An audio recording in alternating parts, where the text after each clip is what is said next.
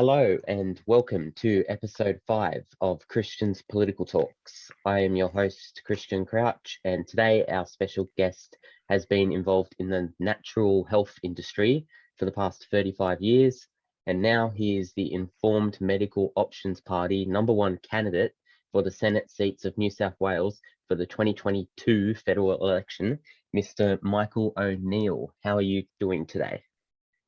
Christian, I'm doing very well. Thank you for inviting me onto your podcast. No worries at all. So we have apologies from your #2 candidate, Miss Marelle Burnum Burnum, who couldn't make it due to prior arrangements. So we just have you today. Okay. So First off, why don't you tell us a bit about yourself? Okay.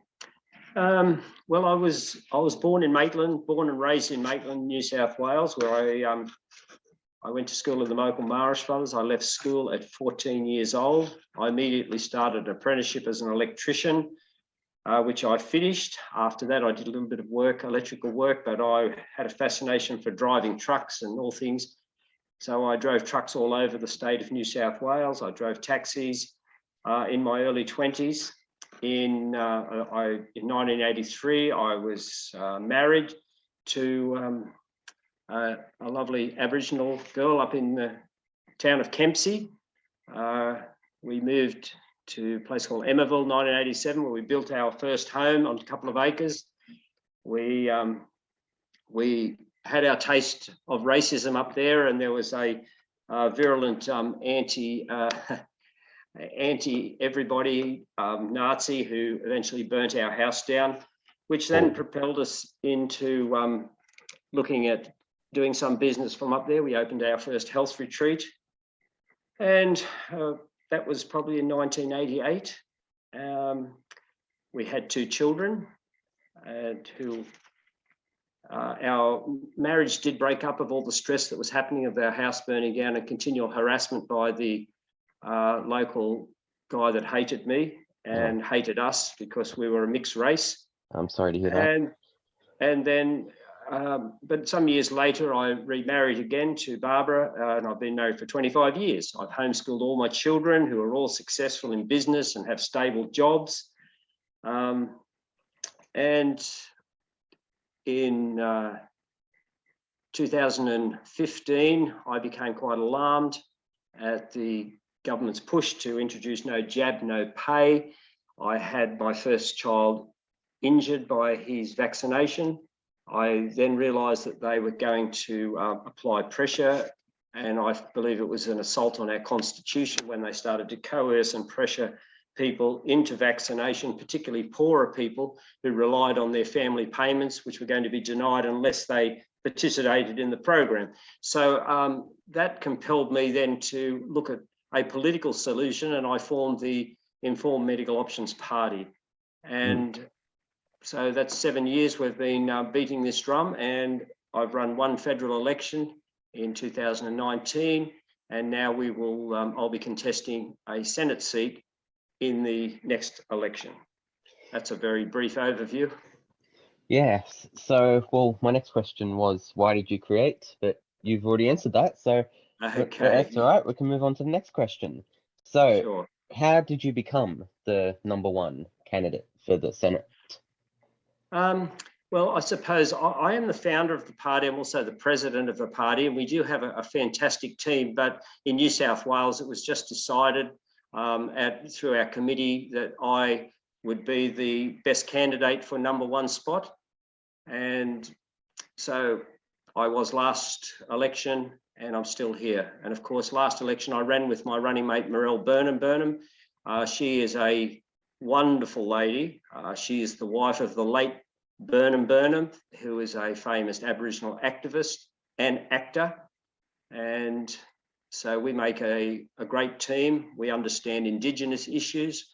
We understand freedom of choice, and we're both committed to seeking out truth, whatever it costs, and and making sure people have their right to live in a free society and practice those rights. Yes. Well, I appreciate your Aboriginal, your protection of Aboriginal people, your your love for Aboriginal people as well, because I am part Aboriginal myself. Great. So Fantastic. yes, so I was looking a bit into your party, and I did see a lot of pro-Aboriginal. So that's very nice to see. A lot of, because there are only a few parties that seem to care about Aboriginal people. So Yeah. it's very nice to see Well, I people. have a lot of skin in the game. Even though my great grandmother was Aboriginal, it's been a long time ago, and I only found that out in later life. But of course, my children are, and my family is, because I'm still very closely connected to my first wife's family. I employ some of those families in my business. We have a lot of Aboriginal people work in the business, and I live in a place called Nulla Nulla Creek, which was the boyhood home of Slim Dusty, and it has a whole Aboriginal community there. So I understand what the people want. I understand their dismays, the things that that trouble them, and of course, we've also witnessed the coercion that they've suffered under the current mandates and being forced to do things that they didn't believe were culturally correct. And yeah, so we're fighting for their rights. Yes. So what would be your main policies if you got into the Senate for Australia?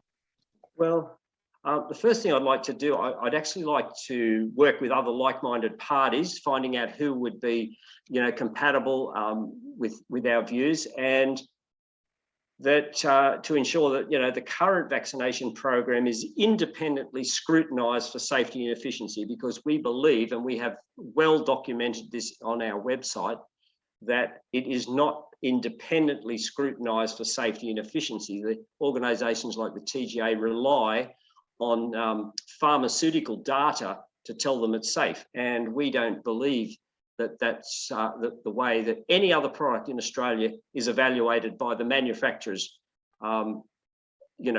declarations of safety. We wouldn't do it in our cars.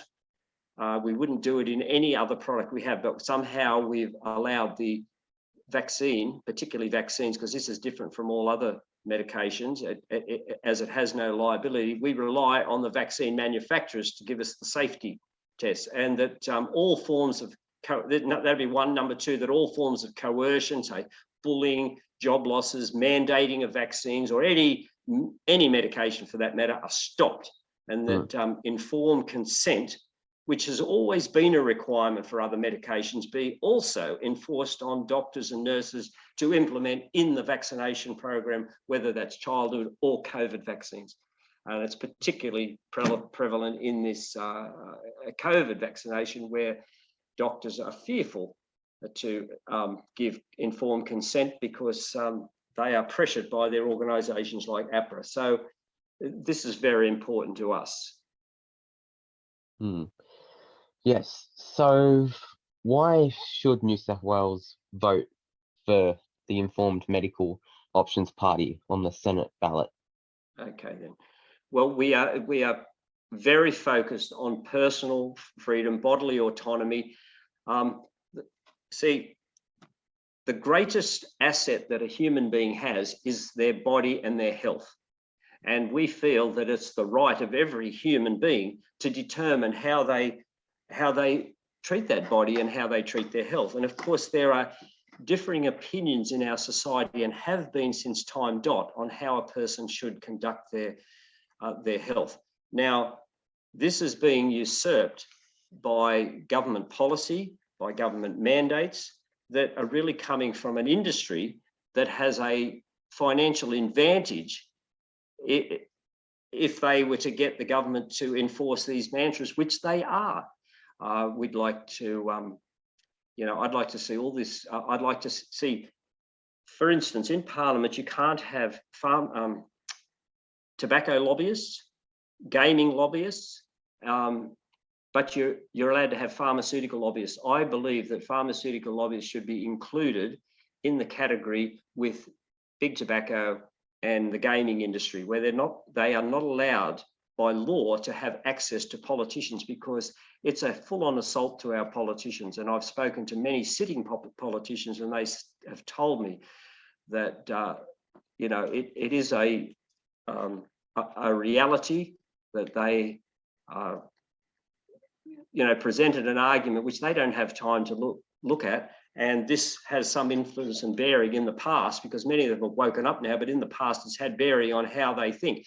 They have no knowledge, but the lobby works. That's why people do it. Lobbying works. And we want to see in areas of bodily autonomy and consent that this stops. So with the Senate ballot, because obviously the Yes. Senate ballot can get a bit confusing for some people sometimes. Sure. Because there's the above the line, which is where you Yep. just where you vote for the party. So for you, Yes. it's the Informed Medical Options Party. And I'm trying to think. Let me get this right. You guys, your group. I've got to think of this one. O it is for O. O'Neill. Yeah, O for O'Neill. I thought it was O. I thought it was O, but I didn't is. want to accidentally get it wrong. So I was just trying to quickly look it up. But yes, it is O. I was thinking, yeah, I think it is O, because I remembered the options and O. Yeah. Yes, O for options, O for O'Neill. Take any O you like, but we are O. Voting can seem quite a confusing thing for the layperson, but the reality is, let's talk about the Senate. You can vote above or below the line. We recommend that you vote above the line. You have to number a minimum of 6, and we recommend that you find if our wish and our recommendation to people, because it's only a recommendation, people can vote however they like. Okay, that's the freedom of choice. But we can make a recommendation, and the recommendation is that we would say to vote 6 or 7 or 8 of people and parties that you believe are going to fight for your rights, and then stop voting. Don't vote for parties that you believe will not uphold things that are of value to you. We're actually very much pushing the put the majors last, because I think that they've had their day. They have not done the right thing. I've listened to others talk on your program here.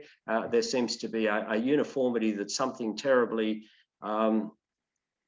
is remiss in the current government.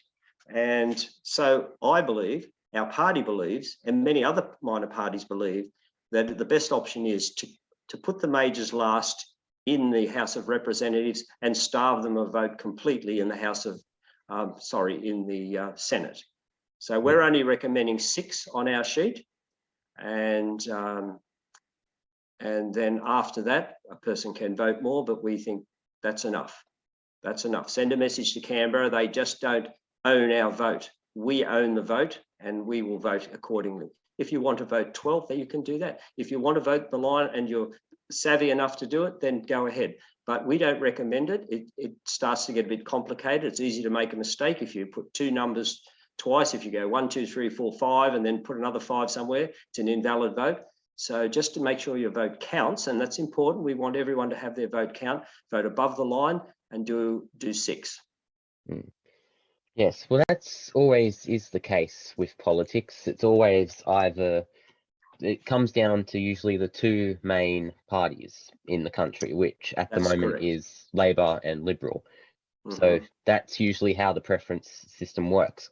But yeah, so you're saying that you should put the major parties last, so the minor parties have a better shot at being in that 2 preference voting system. Okay, and just to be, so I don't want to be confusing, putting the majors last, this is in the House of Representatives, because in the green sheet that you're going to get, it could have, now I believe you're in the seat of Lindsay.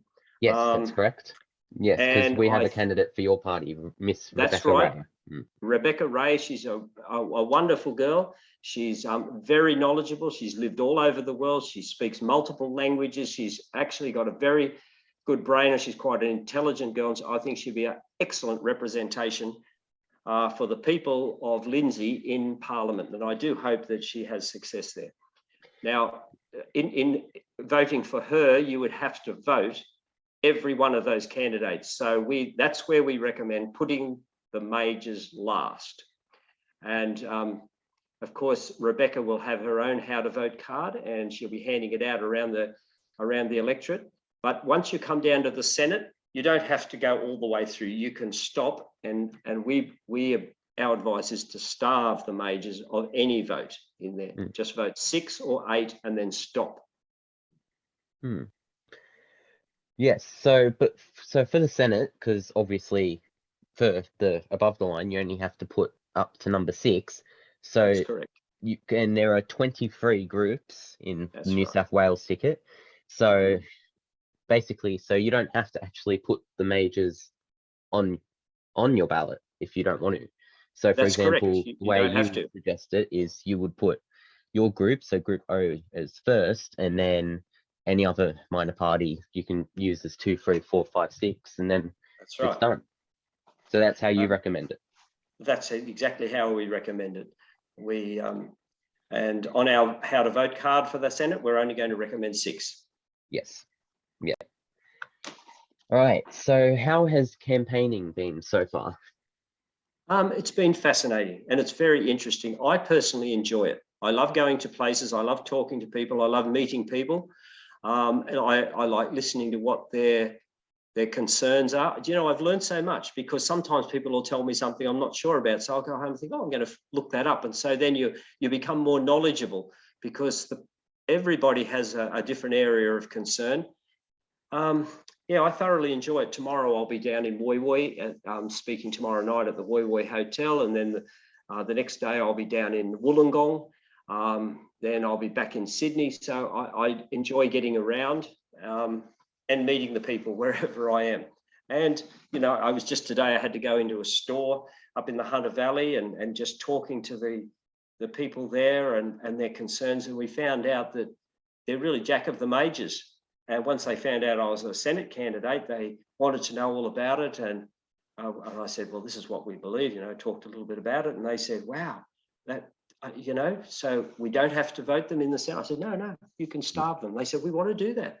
We really do, because it's just something's been terribly wrong in the last 2 years. And it was either party was just as bad as the other. There was no valid opposition to listen to the cries of people that were losing their business, were losing their jobs, and being marginalised, penalised, and you know, ostracised by their own family, and just made to feel second-class citizens, and with no relief or no sympathy from the government.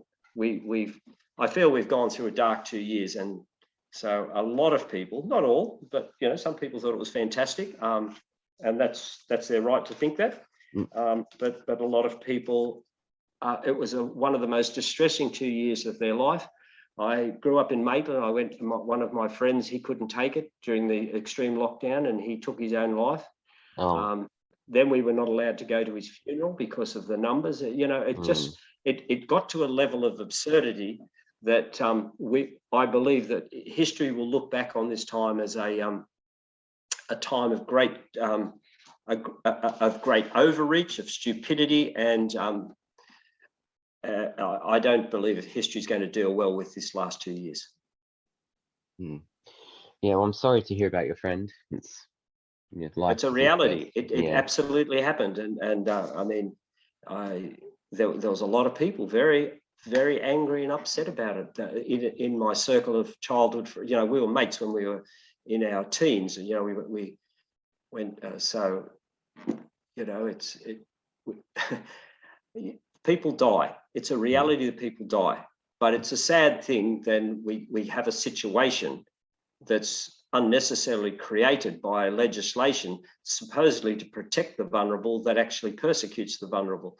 I have a sister who works in aged care, and she said it's been a miserable time in aged care. So we've had legislation to protect the vulnerable that's made the vulnerable's life absolutely miserable. Come on, work it out. We seem to have lost all rationale. The law of common sense and rational thinking has been overtaken by people who are by nature very cautious, who have ended up in positions of power and have dictated the course of our great nation. And our leaders, who we should have expected to be brave and say, look, people, calm down. It's not that bad. Let's just go about our life. And this has happened in different parts of the world with no adverse effect to their death rate. So we really blew it on this one big time. And anyway, I'll let you ask your next question. No, if you're right, you can keep going if you want. We're good. Okay. Yeah. You know, if you look at states like Florida, Texas in the United States, particularly South Dakota never had a single lockdown, mask mandate or anything, and their state prospered.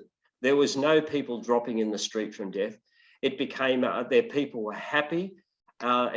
People started to flock up there to live. And I've been to South Dakota. I've spent quite a bit of time up there.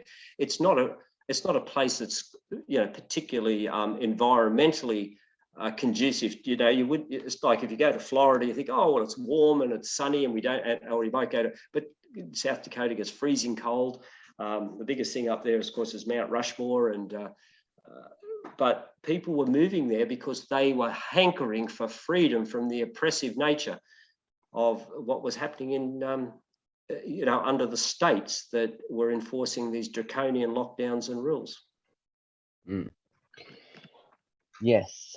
So do you have anything to say to any of the other 74 candidates, I believe, because there's 75 altogether, including you. So 74 candidates also running for the 6 seats. Well, that's a hard thing because they're so diverse. You know, of course, you've got government, you've got Liberal senators, you've got Labor senators, you've got Green senators, which I'm not in sync with. There are other candidates, of course, that I am in. I find some commonality with, for instance, I find commonality with Great Australia Party, Australian Federation Party, United Australia Party, One Nation Party, the Australian legalised marijuana, legalised cannabis party. That's it. I was trying to think of the name. And there are other parties there. So for those guys, I think, you know, well done. You know, try hard. I hope you have some success as well. For those that don't hold my views, well, obviously, I hope that they don't find success. I hope that, but I do believe that in a democratic liberal democracy, that every viewpoint needs representation. So I'm not asking that just because someone doesn't agree with me that they should not even have a right to govern. No, every Australian has a right to have someone to represent their view. I think it's been out of kilter of late where people that hold, say, my view, have not had representation. And we want this rectified. We want to see balance, true balance come back in there. We'd like to see balance in the media as well. It's almost impossible for us to get media coverage. And I spoke to a girl just recently who works for Channel 7, and I said, would you like to do a story on me? She said, I'd love to do a story on you, Michael. She said, I've known you for a few years and you have a very interesting life. And I said, why don't you do it? She said, it will never happen. I can never produce a story that in any way would be favorable to you because of your position, political position. I said, really? She said, yeah, I'm telling you. She said, I wouldn't get approval. And if I went ahead and did it, I would be in big trouble and they would not show it because you can never be presented in a positive light in any way. Yeah, that is unfair. Like, I've publicly said that obviously I'll be interviewing as many people as I can, no matter where on the political compass and spectrum you are, whether it's your far left, far right, dead center. That's right. Yeah, so I appreciate a big that, democracy Christian. person. Yeah, I believe everyone, no matter if I could not agree with them, like, I will admit there's some stuff that I do agree with you and I don't. But that's deep down, that's everyone really. You're going to find people you agree with that you're like, oh yeah, and then people you don't agree with. But yeah, so I believe everyone gets to have an equal say. Everyone gets to deserve their chance to speak out and say what they want, so people know, oh yeah, like if people listening might go, I like you, I'm going to vote you for number 1. Yeah, that's right. You know, we're not a robotic people, Christian.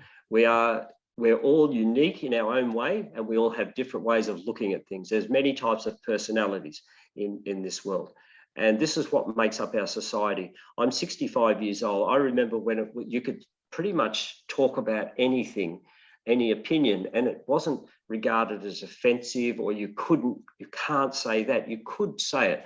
Now, there are some things that are just plain, even if someone that says something that's absolutely offensive, and I've witnessed firsthand, extreme racism, as I mentioned before, it got to the point, because before my house burnt down, I was subject to some of the most racist and verbally abusive language you can imagine. But you know what?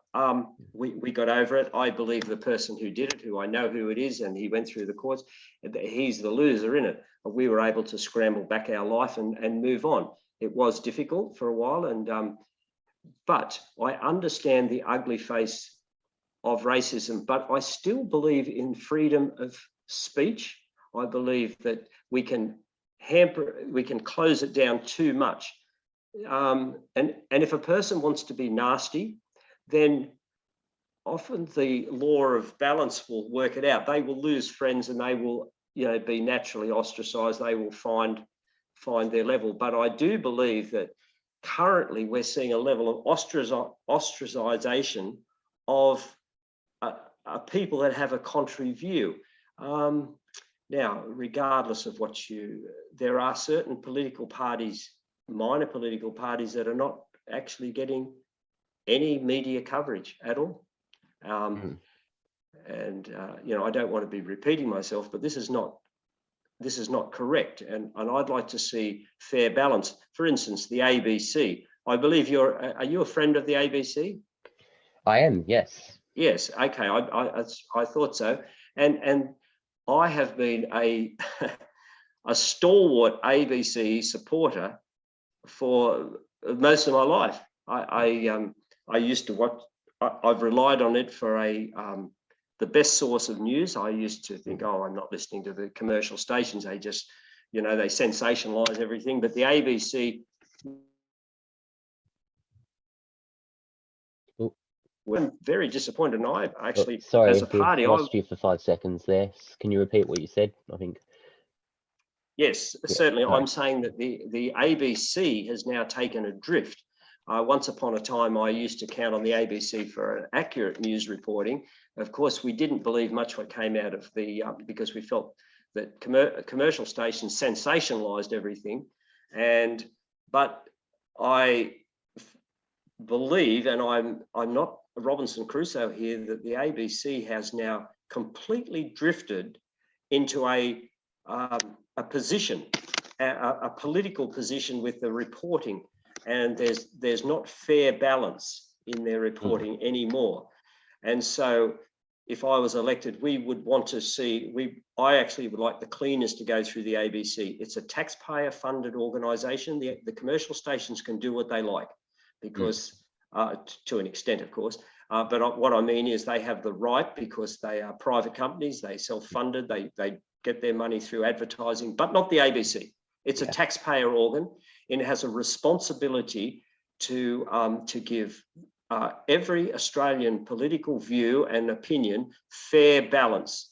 And if that political view is out there, they do cover minority issues, but it has to be certain minority issues. They have a bias towards certain minority issues, but other minority positions are ignored. See that. And so, getting in, we would definitely be very, very interested to have a whole review of the ABC. I think Ida Buttrose has to go. She has not been a good leader, and her tenure has to be terminated as soon as possible. Well, I'm not the best at names, so you'd have to show me a picture. I only really watch the ABC News at night just to kind of get a feel of what's been going on during the day. But yes, I do agree with you. The ABC is a public funded institute, and everyone deserves to get their chance, especially like there's 75 candidates on the New South Wales Senate list, and everyone, all 75 should be invited. Absolutely. Like what I've been doing. I've invited all 75 candidates, and that took me 3 hours writing up emails to all of them, but I did it. And good on you, Christian. I appreciate that, because see, that's true journalism. And one of our mantra is truth, transparency, and accountability in government, science, and media. And look, you're doing the right thing, and regardless of your opinions, you might think all my opinions are contemptible, but you've got the responsibility of a media outlet through your podcast, and you're doing the right thing. Good for you, and I won't forget that either, too. By the way, I appreciate it. So if anyone is listening to the podcast and they're keen to help you or the Informed Medical Options Party out, how do they go and volunteer? They go to our website at imoparty.com. Now, at the website, we will have a section there, or a place where they can log in to be a volunteer. And they can be a scrutineer for us, they can be a letterbox for us, they can hang a core flute sign in front of their house. There's any number of things that they can do. And of course, they can also donate money there. All political parties, our entire organisation, no one gets paid. From me to anyone, everybody is volunteer. We are truly a grassroots, raw passion party. So we'd love to have volunteers. Jump on that website, and in fact, you can. I'm happy to even be called direct, 0427 678 118, and I can put you in touch with the right people as well. All right. So when obviously the Senate is formed, because minor parties might have a shot this time, because there's a lot of media attention to minor parties, like per se more vote minor parties like than previous elections. So, but if Labor or Liberal do form a majority government, which is how it has been since the formation of the Australian government back in 1901. So who would the Informed Medical Options Party prefer formed a majority Senate? Labor with Penny Wong as the leader, or the Liberals with Simon Birmingham as the leader? Liberals with Simon Birmingham. If I have a preference, I can tell you, because we have not found in this last 2 years that Labor has been in any way constructive to good outcomes. By no means does that mean I'm happy with the Liberals at all, but I just feel that they could possibly be the easier to deal with. They do have a more tendency, particularly in their own constitution and rules, towards individual freedom. We've seen that in the Labor states of Australia, for instance, standout examples, of course, are Dan Andrews and then McGowan over there in Western Australia. They have been abhorrent. Their behaviour has been disgusting. They have violated all the rules of decency in Australia and freedom to deliver their little ideology of vaccination saturation. So we've found that the Liberal states have been far less draconian, but still quite draconian, but less than the Labor. So yeah, I feel that we could possibly deal. Now I might be shooting myself in the foot and have to deal with Penny Wong in the Labor world. It's not so much we have to deal with them; they have to deal with us. Okay, because I believe there'll be a number of us there, and they're going to have to pull their socks up, and we're not going to let them get away with some of the rubbish that's going on. And I believe there'll be a number of us in there, and our vote won't be a given on anything. They'll have to make sure that it's in the best interest of the people, whatever it is, because that's what we want. We're a representative government, and in the Senate, we're going to scrutinise everything that comes our way, and we're going to be diligent about it. And I know that. I talk to other people I know that could possibly be in Parliament from UAP to Great Australia Party, Australian Federation, One Nation. You know, Malcolm Roberts is a great guy, Clive Palmer. There's Craig Kelly. Now, I just want to say something. Look, Craig Kelly, he stood up against the whole party machinery and was willing to step out of his cozy job. In my way, that makes a brave man. Okay, so he's a brave man, and I want to associate with brave people. I'm sick of cowardly people. I'm sick of cowardly government that's whimpering around and looking for an easy way out to secure their jobs. No, we want to start to see some bravery enacted in Australia. I want to be part of a new brave nation and take our country to greatness. I might also add, sorry if I'm going to... it's your podcast today. I'm a great believer in small business as well. And we've seen the destruction through the last 2 years of small business. And as a small business owner, I can tell you this, we do not want a government handout. All we want is the government's hand out of our pockets. We can run our businesses very well. We can bring prosperity to our communities and to our nation, but we now have one of the most over-regulated environments that is hostile to business, and it's currently driven business offshore. I often hear this talk, oh, we've got to bring business back. What can we do? We don't need to do anything except get out of business's way. Business knows what to do. Business is innovative. It's made up of brilliant people and people that are willing to step out and do great things and put their whole life on the line to ensure success. These people just need to be let the reins go. Now, people might come back and say, oh, yes, but then they'll do, things that are, bad for the environment, or they might, persecute their workers or so forth. Listen, we've got an abundance of laws. I think we're over-regulated by a mile in Australia. And I believe if we see the slackening of regulation, we'll see business get confidence. We'll see business come back into Australia. I think that we could see manufacturing start to come back to our country. I heard one of your previous speakers on an Anzac Day, I forget his name, he said that, we are living in a prosperous country. Yes, we are living in a prosperous country. We need to examine why we are living in a prosperous country. We do live in a prosperous country because we're rich in natural resources. We're great innovators in Australia, but we cannot kill the goose that lays the golden egg. We also need to, support and realize what value we actually have. Most of our income and balance of payments derived from our natural resources, through tourism and through agriculture. We just killed our tourism for the last 2 years. We made it very hard for our agriculture because they can't rely on their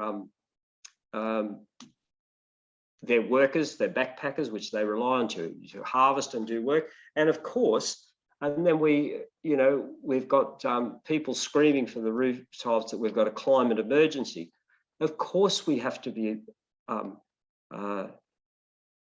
caretakers of our wonderful environment. But honestly, I always try. What we want is truth.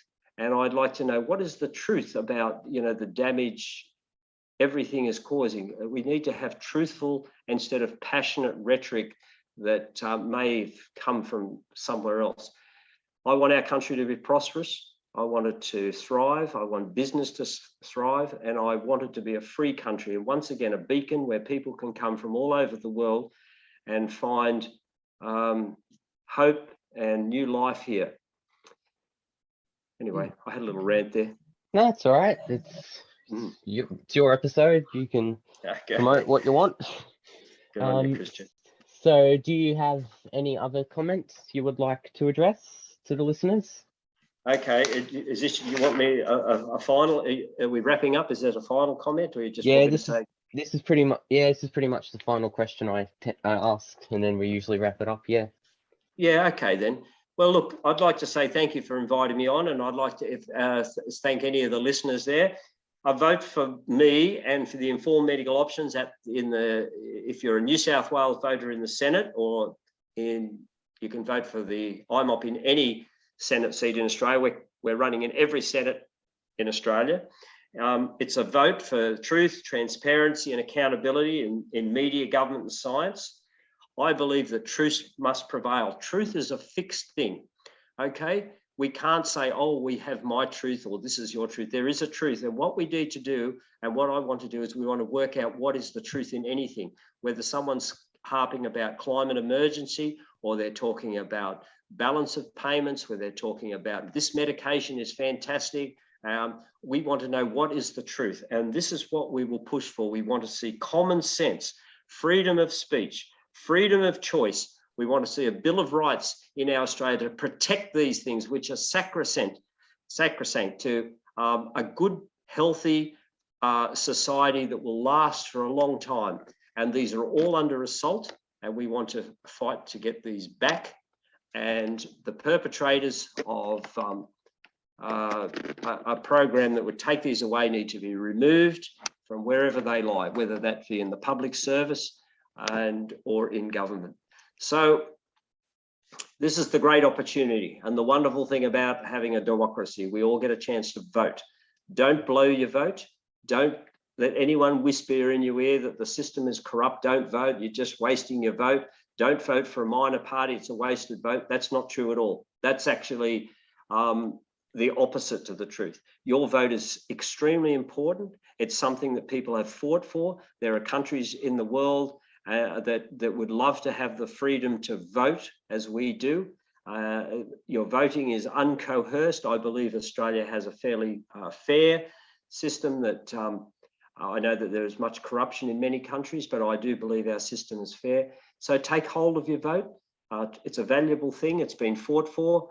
Don't waste it. Otherwise, you're wasting the goodwill of many people who fought for it before. So yeah, and don't let anyone convince you not to vote, or that the voting for a minor party is a wasted vote. It's not a wasted vote.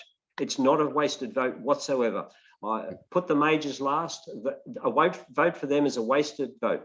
You know, the sign of insanity is if you continue to do the same thing and expect a different result, then that's insane. So this year, it's time. I sat on the town hall of Maitland Town Hall back when I was young, and I listened to Gough Whitlam, and he said, it's time. And it was time, and the vote changed. Well, it's time now. This is time for a change. It's time to throw them out.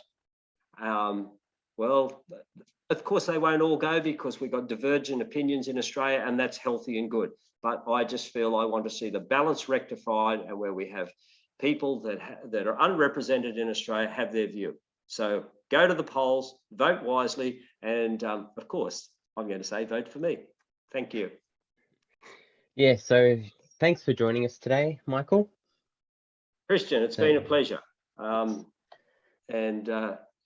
Thank you for inviting me on, and you're doing a good job inviting everybody on. That's called fair balance. It's what a good journalist should do. So you can follow Michael on Facebook at Michael O'Neill IMOP New South Wales Senate candidate, and his party on Instagram at Informed Medical Options Party. You can follow me on Facebook at Christians Political Talks, and on Instagram the same at Christians Political Talks. Special thanks to everyone who tuned in to listen to today's episode, and I hope to see you all soon. Goodbye. Goodbye.